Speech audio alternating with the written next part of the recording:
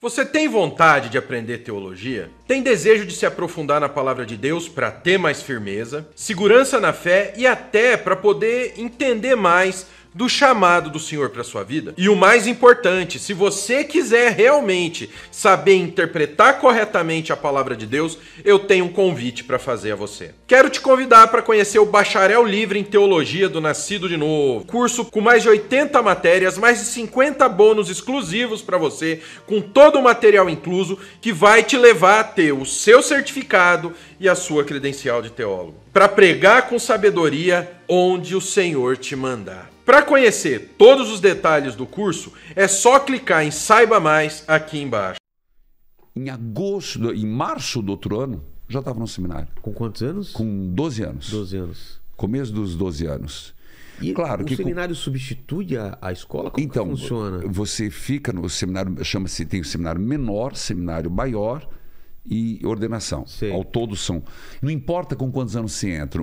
Para ser padre, você precisa ter 2 faculdades. Tá. Filosofia, necessariamente. Hoje já está mais aberto. Não é obrigatório tanto filosofia. Obrigatório é teologia, que são 4 anos. Mas como eu entrei antes, então eu fiz todo o meu ginásio, na época falava assim, o 2º grau dentro do seminário. Então, vivia no seminário e estudava fora. A gente não tinha aula interna. Estudava com o pessoal, estudava com jovens, na mesma idade. Colégio estadual, depois colégio particular, mas não era interno. Entendi? Isso foi uma grande vantagem. Porque tem também, né? Tem interno. Mas ainda bem que não foi interno. Porque senão, se é interno, você começa a criar um mundo que não é real. Exato, você está separado da sociedade, né? Não, e foi importante estudar fora, porque aí você tinha esse contato com pessoas da tua idade e não tem aquela limitação, você não pode falar com o sexo oposto. Não tem disso. Porque não adianta querer preservar a pessoa disso. Você vai ter que fazer o discernimento, né? E foi quando eu entrei no seminário e fiquei lá 3 anos, seminário menor, depois passei para o 2º grau. E você vai falar, mas você sabia que queria ser padre? Eu diria assim, eu queria, mas eu não tinha certeza. Porque você não tem certeza com mesmo? 12, 13, 14, 15. Mas batia uma dúvida no seu coração? Ah, sem dúvida, né? Mas na sua cabeça era assim, eu vou fazer e se tiver que ser, eu vou sentir algum chamado? Era assim? Eu já tinha um chamado. Já tinha dentro de mim. Tá. Eu quero ser padre. Mas eu não sabia as implicações. Não, e da onde vinha também, né? Era uma coisa da sua cabeça? Era Deus que estava falando? Você tinha esse discernimento? Não tinha. Tá. Aí, porque o discernimento é tanto meu, quanto também da igreja. Claro. A igreja tem que ver se eu sou um cara que tem a ver com o seminário, se eu tenho indícios de vocação. Porque tem muita gente que entra como fuga. Então, é fuga por várias razões. Fuga da família, fuga de traumas, fuga... Às vezes é fuga de uma violência da família. Exato. Como antigamente, põe lá para... Ou uma desilusão amorosa. Desilusão amorosa. Então, isso não presta. Eu sempre digo, procurar ser padre por desilusão vai se frustrar e vai estragar a igreja e o cara vai acabar saindo. É verdade. Não aguenta. Então, eu fiquei muito tempo. Então, eu fui discernindo aos poucos. Aí veio a filosofia. Filosofia foi minha fase Che Guevara. Rapaz. Revolucionária. Revolucionária. Por quê? Porque você tem contato com uma liberdade de pensamento absurda, é isso? A filosofia faz isso, né? Que legal. E aí eu tive aquele lado esquerda forte, entende? De transformar o mundo, revolucionar o mundo.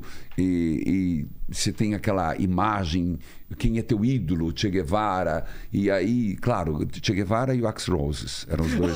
Nossa, olha só, né? Che Guevara e Axl Rose no mesmo lugar. No mesmo lugar. Não, rapaz, eu tinha no meu quarto uma bandeira do Che Guevara e do outro lado um pôster do Guns N' Roses. Axl Rose? Não, do Axl. Não, era do Axl Rose, mas era do Guns N' Roses. Aquela com a arma, com a flores. Tanto que se eu não fosse seminarista, eu tinha feito uma tatuagem aqui nas costas, porque eu achava muito, até hoje acho muito bonito. É bonita aquela bonita.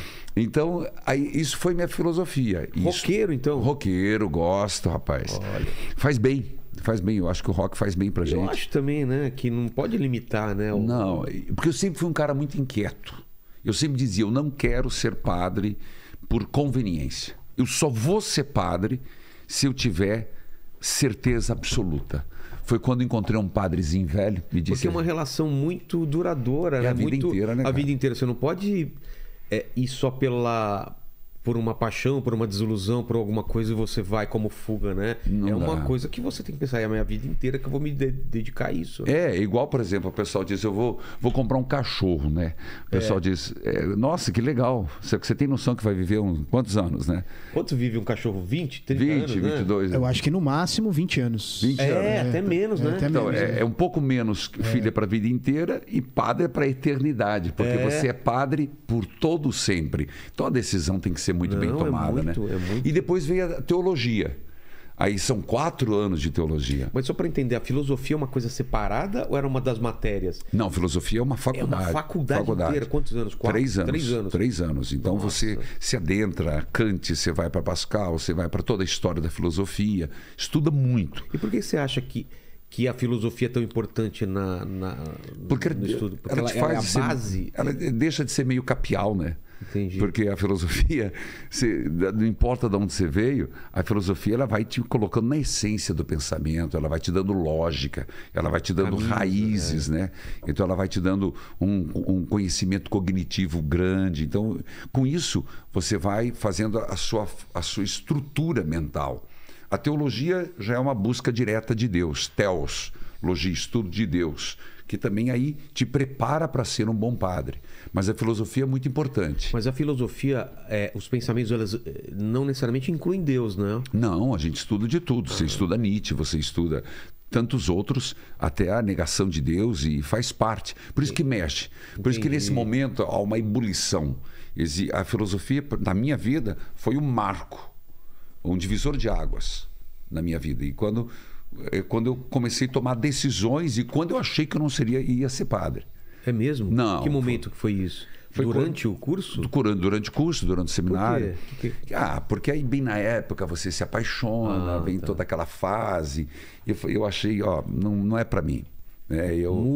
Música, eu sempre mexi com música. Aí eu gostava, como te falei, do Guns. Saía meio que no seminário, meio fora de hora, meio impropriada, para ir ver não ia ver o Guns N' Roses. Mas já pensou fazer uma missa com aquele lenço? Com aquele lenço, né? Falando assim, né? Fazendo assim, ó. Muito massa. Ia ser demais. Aí eu ia muito para ver o Guns cover. Né? Eu gostava. Nunca. É bom? Tem vários. Então eu gostava muito de ir. Então eu tive uma vida muito irrequieta. Tinha já nessa época a renovação carismática, que eu fiz parte da renovação carismática quando eu era adolescente. Então, eu era eminentemente contra. Sério? Sério. Hoje eu sou da renovação carismática. Olha só, mas por quê? Você achava que era muito fora do... Eu achava que a renovação carismática era um atraso, era uma coisa... A minha visão, até eu tive uma experiência com a renovação que me tocou profundamente.